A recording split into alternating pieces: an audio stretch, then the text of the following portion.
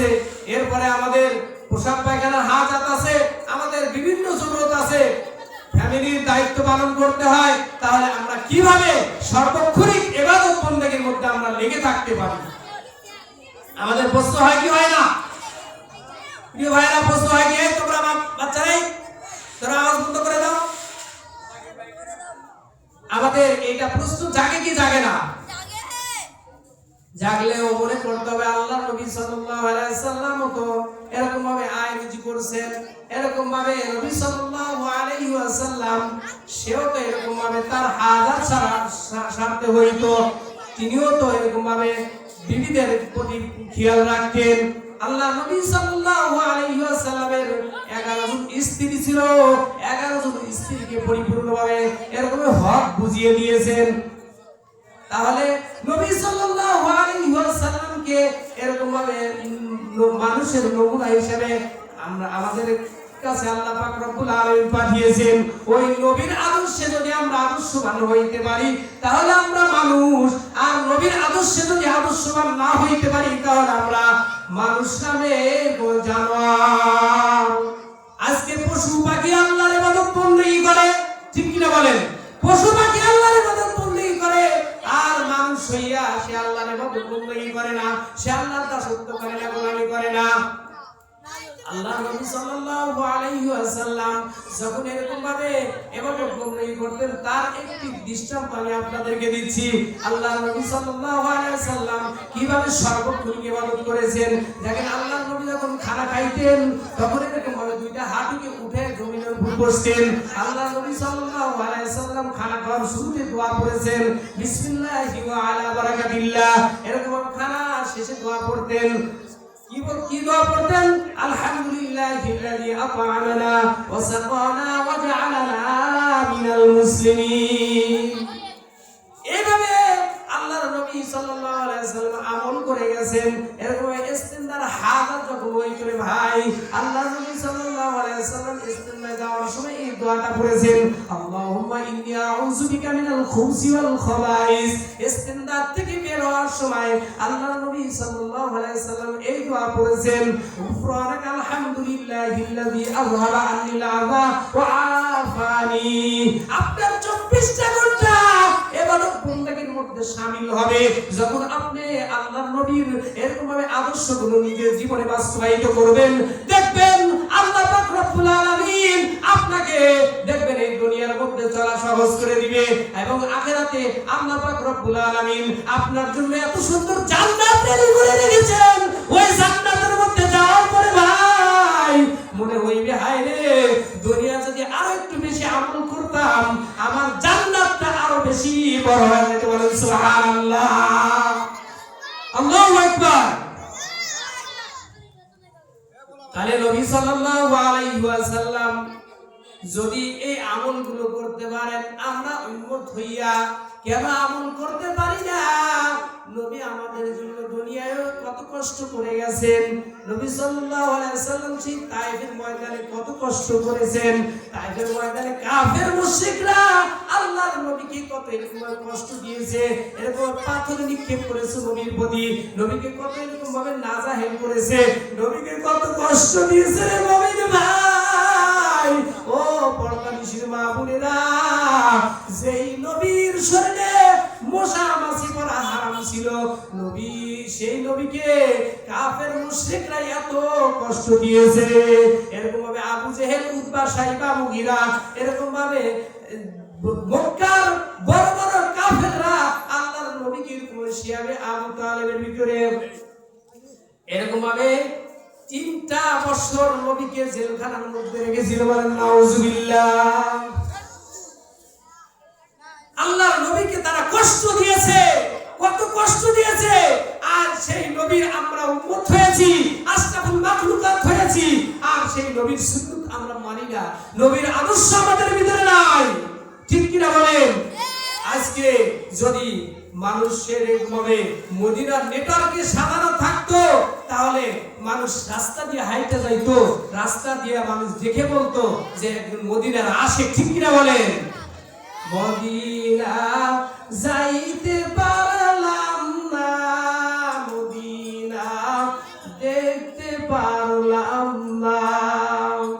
আমি অসহায় তাই এত দূরে রই, শুধু সালাম জানাই মদিনা, যাইতে পারলাম না মদিনা, দেখতে পারলাম না। ঠিক কিনা? ওই মদিনায় জায়গা থেকে আল্লাহর নবী, আমরা উম্মতরা গুনাহ করি, এরকম উম্মতের মধ্যে মহিলারা যখন গুনাহ করে, এরকম পুরুষরা যখন গুনাহ করে, সেই গুনাহগুলো আল্লাহর নবীর রওজাতে যায়। নবীর রওজাতে যাওয়ার পরে নবী সইতে পারে না, নবীর রওজা এরকম ভিজে গেছে। মনসুর আল্লাহ স্বপ্নের ভিতরে দেখতেছেন যে নবীর রওজা এরকম পানির উপর ভাসতেছে। আর এরকম মনসুর হাল্লাস এরকম ভাবে বাজারে বাজারে দৌড়ে গিয়ে বলতেছে, কান্দায়ও না, কান্দায়ও না প্রাণের নবীকে, নবীকে কান্দাইলে কাঁদবা হাসরে। কান্দায়ও না, কান্দায়ও না প্রাণের নবীকে, নবীকে কান্দাইলে কাঁদবা হাসরে। মনসুর আল্লাহ এরকম ভাবে রোড দিয়ে হাঁটতেছে আর এই কথাগুলো বলতেছে। হাই, এরকম ভাবে আল্লাহ পাক রব্বুল আলামিন যখন কিয়ামতের ময়দান কায়েম করবেন রে ভাই, ফেরেশতাদেরকে বলবেন যাও আমার নবীকে নিয়ে আসো। ফেরেশতারা বলবে, ওগো আল্লাহ সমতল হয়ে গেছে, সব কিছুর উপর সমতল হয়ে গেছে, কিছুই তো নাই। আল্লাহ আপনার নবীকে কিভাবে পাবো? বলে যে সামন দিকে হাঁটো, সামন দিকে চলতে থাকো, সামন দিকে এরকম ভাবে চলতে থাকবে, দেখবা আল্লাহর নবীর রওজাটা এরকম ভাবে নূরের আলোকে ঝলমল করতেছে। বলেন সুবহানাল্লাহ। নবীকে গিয়ে সালাম দিবা, নবী কবর থেকে উঠে পড়বে, নবীর এরকম ভাবে কাপড়ে থাকবে মাটি। জিবরাইল আমিন কয়, হুজুর আমি আপনার কাপড়ের মাটি পরিষ্কার করে দিব না। নবী কয়, না আমি পরিষ্কার করতে দিব না রে জিবরাইল, আমি পরিষ্কার করতে দিব না। আমি এই দুনিয়া তো আমি আমার উম্মতের জন্য কিনতেছি, আমি মদিনার কিনতে কিনতে আমার রওজাটা এরকম ভাবে ভিজিয়ে গেছে, আমি এই মাটি নিয়ে আমি আল্লাহর আদালতে দাঁড়াবো। আল্লাহু আকবার। তাহলে নবী আমাদের জন্য কত কষ্ট করে গেছেন রে ভাই। সেই নবীর জ্বালা পোড়া, সেই নবীর মুহাব্বত আমাদের অন্তরের মধ্যে নাই। আজকে নবীর আশিক দাবি করি, কিন্তু নবীর সুন্নাত একটা মানি না। ও যুবকের দল, ও যুবতীর দল, আজকে নবীর উম্মত হইয়া ব্রাজিল আর আর্জেন্টিনার গোলামি করো, ঠিক কিনা? নবীর উম্মত হইয়া আজকে সারাটা রাত মোবাইলের মধ্যে পার করে দিতেছো। ও যুবক যুবতীর দল, তোমরা কি চিন্তা করে দেখেছো আর কত অন্যায় করবা, আর কত গুনাহ করবা? একটু ফিরে আসো, একটু ফিরে আসো, একটু অন্ধকার কবরের কথা ভাবো যে আল্লাহর ওই অন্ধকার কবরে যাওয়ার পরে আল্লাহ তাআলা বলবেন না যে তুমি অমুক দলের নেতা ছিলা, অমুক মন্ত্রী ছিলা, অমুক প্রধানমন্ত্রী ছিলা, অমুক এরকম ভাবে জাতীয় পার্টির লোক ছিলা, এরকম আওয়ামী লীগের লোক ছিলা, এরকম বিএনপির লোক ছিলা, তুমি কোন শ্রেণীর লোক ছিলা, তুমি কোন বংশের লোক ছিলা, তুমি ওসি ছিলা না ডিসি ছিলা না এসপি ছিলা না মন্ত্রী ছিলা না প্রফেসর ছিলা, এটা আল্লাহ পাক জিজ্ঞাসা করবেন না। আল্লাহ পাক জিজ্ঞাসা করবেন এরকম ভাবে তুমি কি আমল নিয়ে কবরে গেছো। ও যুবক যুবতীর দল, আর অন্যায় করো না, আর কতদিন গুনাহ করবা? তোমার গুনাহ করতে করতে স্বাদ মিটাও, এরকম ভাবে স্বাদ মিটাইয়া আজকে তুমি যেই মেমোরির মাধ্যমে গান শুনতেছো, আজকে তুমি যে মেসেজগুলো পাওয়ার পরে, এই মেসেজগুলো পাওয়ার পরেও তুমি আমল করতে চাও না, তোমার মধ্যে আল্লাহর ভয় কবে চলে আসবে?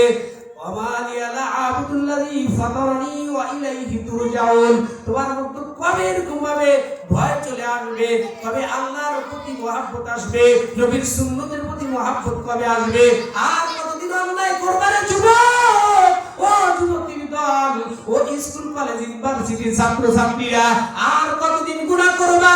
ও পর্দানিশীল মা বোনেরা, হায়াতের জীবন অল্প, অল্প সময় নিয়ে দুনিয়ার মধ্যে মধ্যে আসছো, এখন তোমাকে যদি আল্লাহ ডাক দেয়, আল্লাহর ওই অন্ধকার কবরে যাওয়ার পরে যেরকম আমি যদি বেঈমান হয় কবরে যাই, কবরের দুই পাশের মাটি এমন জোরে চাপ দিবে যে এক পাথরের হাড়গুলো আর এক পাথরের মধ্যে ঢুকে যাবে, কবরের মধ্যে 99টা সাপ এসে যাবে। বলেন আমি আপনি ওই অন্ধকার কবরে আল্লাহ পাকের আদালতে কি জবাব দিব? আগেকার যুগে দেখতাম, আগেকার যুগে মানুষ মারা গেলে দেখতাম যে সেই মানুষটা বলতো যে আমি তো দুনিয়ায় কোনো আমল করি নাই, তো আমার মরণের পরে আমার কাপড়ের ভিতরে কালেমাটা দিয়ে দিল। বলতো কিনা? বলতো যে আমি মরণের পরে কাপড়ে যখন আমাকে ঢুকাইবা, আমাকে যখন কাপড়ের মধ্যে ঢুকাইবা, আমার কাপড়ের ভিতরে একটু কালেমা লিখে দিও, যাতে করে কবরের মধ্যে কোনো কষ্ট না হয়। আর কবরের কষ্ট বড় কষ্ট, দুনিয়ায় আমরা কিছুই বুঝতে পারতেছি না, যে দুনিয়া থেকে চলে গেছে তারাই বুঝতে পারতেছে কি অভাব অবস্থা। আমরা মরি নাই, মৃত্যুর যন্ত্রণা আমরা বুঝতে পারতেছি না, আমরা কবরে যাই নাই, কবরের যন্ত্রণা এখনো বুঝতে পারতেছি না। যে দুনিয়া থেকে চলে গেছে রে ভাই, সেই বুঝতেছে কবরের কষ্ট কত বড় কষ্ট। আজকে তুমি তোমার ও মা বোনেরা, আজকে ছেলে পেলেগুলোকে এরকম ভাবে তোমার সন্তানদেরকে তোমরা মানুষ করতেছো না, এরকম কোরআনের শিক্ষায় শিক্ষিত বানাইতেছো না। আজকে ছেলেকে ইঞ্জিনিয়ারে বানাইছো, আজকে ছেলেকে ডক্টর বানাইছো, আজকে ছেলেকে এসপি বানাইছো, কিন্তু তুমি মরে যাওয়ার পরে এইরকম ভাবে যখন বলবে তুমি তোমার মায়ের জানাজার নামাজটা পড়ো, ওই লোককে কোনদিন যা তার মায়ের জানাজার নামাজ পড়াইতে পারবে না। পারবে? মার কবরের পাশে গিয়ে শুধু দাঁড়ায় থাকবে। ও ভাই, আমি বলি না যে তোমরা মাদ্রাসায় পড়া হুজুর হও, সেটা বলি না। যতটুকু শিক্ষা করা প্রয়োজন ততটুকু শিখো। আল্লাহর হুকুম, নবী সাল্লাল্লাহু আলাইহি সাল্লামের সুন্নাত যতটুকু মানা দরকার ততটুকু মানিয়া আমল করতে থাকো। আল্লাহ পাক রব্বুল আলামিন বাদ বাকি তোমার ফয়সালা আল্লাহ পাক করে দিবে।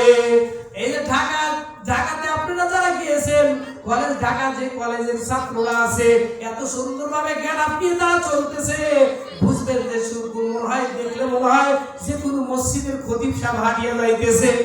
জিজ্ঞাসা করলে, আচ্ছা ভাই আপনি কোন মসজিদের খতিব? বলে যে না, আমি তো মসজিদের খতিব না, কিন্তু আলেম ওলামার সাথে চলি থেকে আমার গেটআপটা পরিবর্তন করে ফেলেছি, আমার পোশাকটা পরিবর্তন করে ফেলেছি। ভাই তুমি কি এই পোশাক নিয়ে কলেজে ঢুকো? ভাই আমি এই পোশাক নিয়েই কলেজে যাই। কলেজের ছাত্রীরা তোমাকে এরকম আড্ডা দেওয়ার জন্য ডাকে না, তোমার সাথে কি এরকম তারা মজা করে না? বলে না, কলেজের কিছু ছাত্রীরা আছে যখন আমাকে ডাকে আমি তোমার আস্তাগফিরুল্লাহ পড়ি, আমি তোমার দোয়া করি যে আল্লাহ তুমি আমাকে এখান থেকে বাঁচাও। এরকম ভাবে আরো কিছু ছাত্রীরা আছে, সেই ছাত্রীগুলো বলে না, সে আল্লাহর হুকুম মানে, সে আল্লাহকে মানতেছে, ওকে ডিস্টার্ব করো না, ওকে ডিস্টার্ব করা যাবে না। এরকম ভাবে দেখেন আর্মিদের মধ্যে বলেন তারা এরকম ভাবে 5 ওয়াক্ত নামাজ পড়তেছে, সেনাবাহিনীদের মধ্যে বলেন দেখেন তারা এরকম ভাবে নবীর সুন্নাত মানতেছে। আজকে তুমি কেন আল্লাহর হুকুম মানো না? কেন নবীর সুন্নাত তরিকায় চলতেছ না? তোমার কি এখনো সময় হয় নাই? এখনো কি তোমার অনুশোচনা এখনো পর্যন্ত আসে নাই? তুমি আর কতদিন দুনিয়া অন্যায় করবা? আর কতদিন মানুষের উপরে জুলুম করবা? আর এরকম ভাবে তুমি বেপরোয়া ভাবে আর কতদিন চলবা? তোমার কি মরণের ভয় হয় না? তোমার কি কবরের চিন্তা হয় না যে আমি অন্ধকার কবরে যাওয়ার পর আমার কি হালাত হবে? আমি আল্লাহর আদালতে দাঁড়াইয়া, আল্লাহর আদালতে দাঁড়ানোর পর কি জবাব দিব? বাবারা কাঁদো, ওই কবরের ভয়ে কাঁদো, ওই জাহান্নামের আগুন ভয়ঙ্কর আগুন আমরা সহ্য করতে পারবো না। দুনিয়ার আগুন হাতে লাগলে হাত জ্বলে, পায়ে লাগলে পা জ্বলে, কিন্তু জাহান্নামের আগুন শরীরের যে কোনো জায়গায় লাগা মাত্র কলিজা পর্যন্ত গুনাহ হয়ে যাবে। বলেন নাউজুবিল্লাহ। জাহান্নামের মধ্যে আমাদেরকে এরকম ভাবে আল্লাহ পাকের যারা একটু অবাধ্য দুনিয়া থেকে চলে যাবে রে ভাই, আমরা বুঝি যে দুনিয়া থেকে মরে গেলেই মনে হয় শান্তি, মৃত্যুর পরেই মনে হয় শান্তি। না না, সাময়িক মৃত্যু দিয়ে আল্লাহ তাআলা তোমাকে আমাকে আবার জীবিত করবে, ঠিক কিনা? আজকে ইহুদি খ্রিস্টানরা যারা আছে এরা কয় কি মৃত্যুর পরে আর আল্লাহ জীবিত করবেন না, কয় মৃত্যুর পরে তো জীবিত হবে না। তাদের আকীদা হলো এরকম, কিন্তু আল্লাহ পাক আবার জীবিত করবেন। করবেন কি করবেন না? আল্লাহ পাক রব্বুল আলামিন আবার জীবিত করবেন। জীবিত করার পরে আপনাকে আমাকে এরকম ভাবে আল্লাহ পাক রব্বুল আলামিন সকল বিষয় সম্বন্ধে জিজ্ঞাসা করবেন। এই বিষয়গুলো আমি যখন আল্লাহ তাআলার কাছে দিতে পারবো, তখন আমি এরকম ভাবে আল্লাহর কাছে আমি এরকম ভাবে জান্নাত পেয়ে যাব। আর আল্লাহ পাক রব্বুল আলামিন আমার জন্য কবর থেকে এরকম ভাবে জান্নাতের বিছানা কবরের মধ্যে বিছিয়ে দিবে, ঠিক কিনা বলেন? আর যদি আমি ওই অন্ধকার কবরে যাওয়ার পরে আমি এরকম ভাবে যদি কোনো জবাব না দিতে পারি, আমার ওই কবরটা এরকম ভাবে সাপ বিচ্ছু দিয়ে ভরে যাবে, আগুন জ্বালা দেওয়া হবে। আমি আপনি ওই কবরের আযাব সহ্য করতে পারবো না, ঠিক কিনা ভাইরা? তাহলে আমরা দুনিয়াতে আসছি ওই আল্লাহকে খুশি করার জন্য, ওই নবীর সুন্নতকে দুনিয়াতে বাস্তবায়িত করার জন্য, নবীর সুন্নতকে বাস্তবায়িত করার জন্য সাহাবায়ে কেরাম পর্যন্ত জীবন দিয়ে দিলেন রে ভাই। আজকে দেখেন হযরত বেলাল রাদিয়াল্লাহু তাআলা আনহুর কাহিনী আপনারা জানেন, এরকম হযরত খাব্বাব রাদিয়াল্লাহু তাআলা আনহুর ইতিহাস আপনারা জানেন, এরকম ভাবে নবীদের ইতিহাস আপনারা জানেন। জানার পরেও আপনারা আমল করতে চান না। আজকে আমলের অভাব, আজকে কেন কোরআনের মাহফিল হইতেছে, অথচ দেখেন ওইদিকে আপনি রাস্তাঘাটে লোকের অভাব নাই, ঠিক কি না? রাস্তাঘাটে লোকের অভাব নাই। আজকে মাহফিল হইতেছে, যেখানে কোরআনের কথা হয়, হাদিসের কথা হয়, সেখানে লোক তো ভর্তি থাকা দরকার ছিল, কিন্তু সেটা না থেকে আজকে রাস্তাঘাটে মানুষ সময় ব্যয় করতেছে। এখানে আসলে যে ফায়দা হবে সেটা বুঝি না। এখানে যে লাভটা, আপনি যতগুলো এরকম ভাবে কথা শুনতেছেন, প্রত্যেকটা কথার বিনিময়ে সওয়াব হইতেছে, হইতেছে কি হইতেছে না? এখানে মাহফিলে যারা আসছে তারা লাভবান, বলে সুবহানাল্লাহ। মাহফিলের শেষ পর্যন্ত যারা বসে থাকবে, আল্লাহ পাক রব্বুল আলামিন তাদেরকে কি করবেন? ইনশাআল্লাহ তাদেরকে মহান পুরস্কার আল্লাহ পাক রব্বুল আলামিন দিয়ে দিবেন, ঠিক কিনা বলেন? আমরা কি মাহফিলের শেষ পর্যন্ত থাকতে রাজি আছি নাই? নাকি শুধু এই বক্তাদের চেহারা দেখলাম, কোন বক্তা আসলো, প্রধান বক্তা আসলো না দ্বিতীয় বক্তা আসলো, কিছু একটু দেখার পরে আবার আমি চলে গেলাম, এমনটা নাকি? এমনটা নয়। মাহফিলের যারা আলোচক, যারা আলোচনা করবেন, আমরা ওনাদের আলোচনাগুলো গভীর মনোযোগ দিয়ে শুনে সেই অনুপাতে আমরা চলবো। কারণ ভাই দুনিয়াটা হলো গুনাহের সাগর, ঠিক কিনা? এই বাচ্চাদেরকে একটু উড়াই দেন তো ভাই, বাচ্চারা কথা শুনে না তো। দুনিয়াটা হলো গুনাহের সাগর। এই গুনাহের সাগরের মধ্যে থেকে আমি আপনি কিভাবে বেঁচে যাইতে পারি, কিভাবে আজকে যে পরিস্থিতি দেশের মধ্যে হয়ে গেছে, আজকে পরিস্থিতিটা খুবই নাজুক হালাত চলতেছে। আজকে মানুষ মানুষের প্রতি দয়া মহব্বত চলে গেছে, মানুষ মানুষের প্রতি ভালোবাসা নাই। আজকে জুলুম নির্যাতন চলতেছে, ঠিক কিনা বলেন? শুধু কি জুলুম কি খালি ফিলিস্তিন হয়েছে, ভারত বাংলায় হয়েছে না? আমাদের বাংলাদেশেও জুলুম হইতেছে কি হইতেছে না? আজকে কি আমরা দেশকে স্বাধীন করলাম, আজকে এই স্বাধীন করার পরেও আমরা স্বাধীনতা পাই নাই। আজকে মায়ের সামনে মেয়ে ধর্ষিতা হচ্ছে, স্বামীর সামনে স্ত্রী এরকম ধর্ষিতা হচ্ছে, কি আমরা দেশ পাইলাম? আজকে ব্যবসায়ী তার দোকান খুলতে পারে না, কেমন স্বাধীনতা হলো? ওই স্বাধীনতাকে ফিরে আনতে হলে আবার একবার স্বাধীনতা করতে হবে, ঠিক না? আবার স্বাধীনের জন্য কাপড়ে কাপড় গিয়া আমাদের মাঠে নামতে হবে। সেই স্বাধীন হলো এরকম ভাবে আসল স্বাধীন আমরা করতে চাই কি চাই না? যখন স্বাধীন আমরা চাই না, এখন যদি আমাদের ওলামায়ে কিরাম ডাকে, এরকম ভাবে আলেম ওলামারা ডাকে, আমরা কাপড়ে কাপড় বেঁধে মাঠে নামবো, ঠিক কিনা বলেন?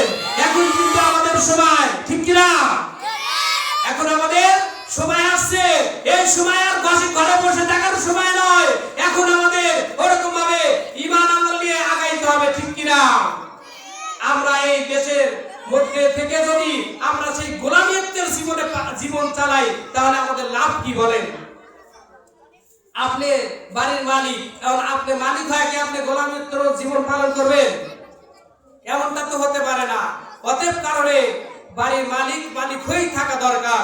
এই দেশ আমাদের দেশ, এই দেশকে আমরা এমন একটা দেশ উপহার দিব, ইসলামী সমাজ আমরা, ইসলামী দেশ আমরা উপহার দিতে চাই, ঠিক কিনা? তাহলে ইসলামকে আমরা কিভাবে বাস্তবায়িত করতে পারি, কিভাবে এই দেশ কোরআন সুন্নাহ অনুযায়ী চলে, সেই প্রচেষ্টা আমাদের করতে হবে কি হবে না বলেন? করতে হবে কি হবে না? যদি আমরা এই দেশের ভিতরে ইসলামী হুকুমত কায়েম করতে পারি, দেশের মধ্যে এরকম ভাবে মদ থাকবে না, জুয়া থাকবে না, ফেন্সিডিল থাকবে না, সকল ধরনের সুদ থাকবে না, ঘুষ থাকবে না, সকল ধরনের অবৈধ কর্মকাণ্ড এমনি বন্ধ হয়, ঠিক কিনা? আজকে তো আমরা শুধু এক একটা বিষয় নিয়ে যুদ্ধ ঘোষণা করি, ঠিক কিনা?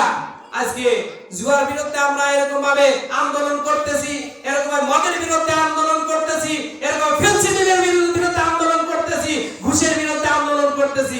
আজকে এক একটা পয়েন্ট নিয়ে আন্দোলন করি, কিন্তু এগুলোকে আমরা দমন করতে পারি না। আজকে চাঁদাবাজদের হাত থেকে বাঁচতে পারি না।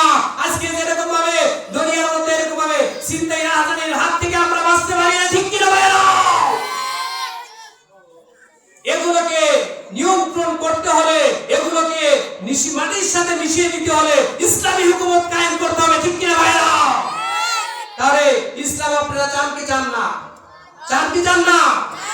যদি আপনারা চান তাহলে আমরা এই দুনিয়াতে বেঁচে থাকবো যতদিন, ততদিন কি কোরআন সুন্নাহ অনুযায়ী আমরা নিজেদের জীবনকে পরিচালনা করার চেষ্টা করব, এবং আমরা ইসলামী হুকুমত কায়েম হতে হলে এমন একজন ব্যক্তিকে আমরা নির্বাচন করব যে সে যেন এরকম ভাবে কোরআন সুন্নাহ অনুযায়ী দেশকে চালাইতে পারে, ঠিক কিনা? আল্লাহ পাক রব্বুল আলামিন আমাদেরকে আমল করার তৌফিক দান করুন, বলেন আমিন। এ ভাইরা আমিন বলেন না কেন? আমিনে ভেজাল লাগছে? বলেন আমিন। আমিন বলতে কি ভাই টাকা দেওয়া লাগে? আল্লাহর নাম বলতে কি টাকা দিতে হয়? তা আপনারা বলেন না কেন? বলেন আমিন। আল্লাহ আমাদেরকে কবুল করুক, বলেন আমিন। আল্লাহ আমাদের এই দুনিয়াতে থাইকা পরিপূর্ণ তাকওয়া অবলম্বন করার তৌফিক দান করুন, বলেন আমিন। তো প্রিয় হাজিরিন, আমি যে কথাগুলো বলতেছিলাম, আমি আপনাদের মাঝে যে আয়াতটি তিলাওয়াত করেছি, আল্লাহ পাক রব্বুল আলামিন এই আয়াতের ভিতরে যে আমি যে কথাগুলো বলতেছিলাম যে আল্লাহকে আমরা দেখি না, কিন্তু আল্লাহ পাক রব্বুল আলামিন সবকিছু দেখতেছেন, সবকিছু নিয়ন্ত্রণ করতেছেন, এই কথা থেকে এতগুলো কথা আমি বলে ফেলেছি, ঠিক কিনা? এই কথার থেকে আমি অন্য অনেক কথার দিকে চলে গেছি রে ভাই। আমি এখন মূল কথার দিকে আসতেছি যে ইবাদত বন্দেগীর মধ্যে 24টা ঘন্টা আমাদের লেগে থাকতে হবে, তাহলেই দেখবেন আল্লাহ পাক রব্বুল আলামিনের রহমত আমাদের প্রতি আসবে, ঠিক কিনা বলেন? আল্লাহর রহমত আসতে হলে সব সময় ইবাদত বন্দেগীর মধ্যে থাকতে হবে।